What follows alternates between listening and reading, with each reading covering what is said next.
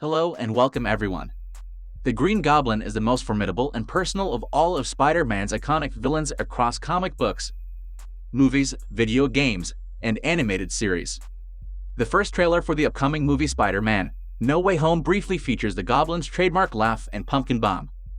And finally, we know that he is going to get his MCU debut in No Way Home. So in this video, we are going to talk about how powerful is Green Goblin. What are his some unique powers and abilities that you should know about, and what makes him vulnerable? But before we get started, don't forget to like and subscribe. And with that out of the way, let's get started with the video.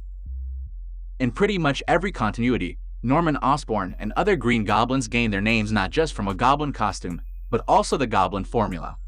This formula was created by former Osborn collaborator Mendel Stromm, who created it in order to enhance strength. Norman attempted to use it on himself, and to his horror, he realizes later that it worked almost too well.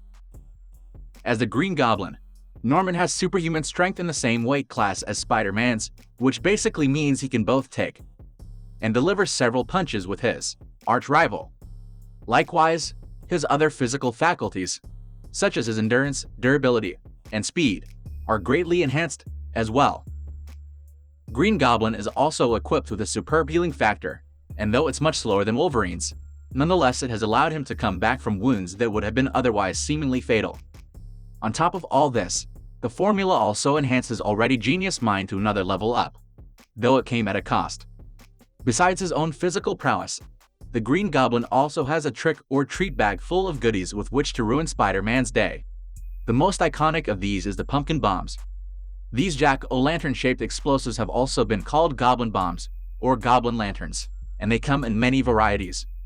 These include the concussive variety, bombs that emit hallucinogenic gas, stun bombs, and even bombs that simply act as calling cards for the Goblin. His Goblin Glider is how the Green Goblin gets around town, riding the flying mechanical contraption around almost like a winged surfboard via electromagnetic clasps. It's shaped like a demonic bat out of hell, befitting the ghoulish Goblin. The Green Goblin's razor bats are mechanical bat boomerangs that fly about while slicing and dicing at foes. Perhaps the most underrated parts of the Goblin's weaponry are his Electro blast gloves. These magenta-colored mitts allow the Green Goblin to emit pyrotechnic goblin sparks, which are many times drawn to look like destructive lasers. They have been shown in the past as powerful enough to destroy solid objects, and put quite a bit of pain on Spider-Man himself. Well, over time there have been many versions of Green Goblin in the Marvel Comics. But let's discuss the two most powerful versions, namely, the Ultimate Green Goblin, and most powerful the Red Goblin. The Ultimate Green Goblin is one of the strongest and most fearsome versions of the character.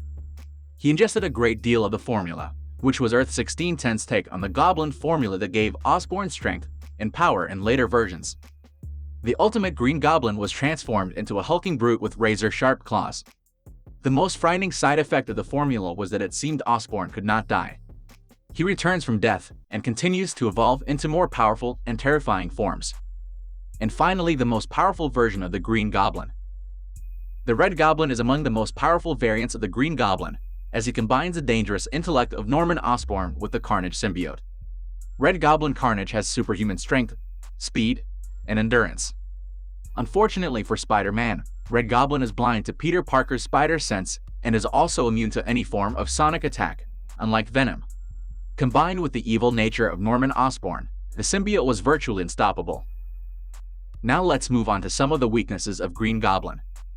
The most crippling weakness of the Green Goblin, namely the Norman Osborn version, is the character's outlandish madness.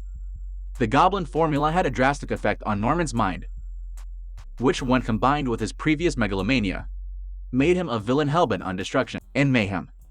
This has seen him experience drastic mood swings in his normal life. And his disappointment with people, such as his son Harry, served to only make him even more emotional and angry. There's also the fact that he's quite a narcissist, refusing to admit his own faults or his mistakes, let alone learn from them. The Goblin persona is also one that sometimes wrestles with Norman's other wants and obligations, making simply doing day-to-day tasks a difficult situation. This is compounded further by an outright hatred of Spider-Man for constantly ruining his plans. Though his physical prowess is far beyond humans, some basic weapons such as blades and firearms can hurt him while he is unprotected. Also, Someone in Spider-Man's weight class or above can best him, while those with extreme degrees of superhuman strength, like the Incredible Hulk or the durable Juggernaut, are more than strong enough to easily defeat him. And with that, we will bring this video to an end. Let me know your thoughts in the comments. Thanks for watching, and see you in the next video.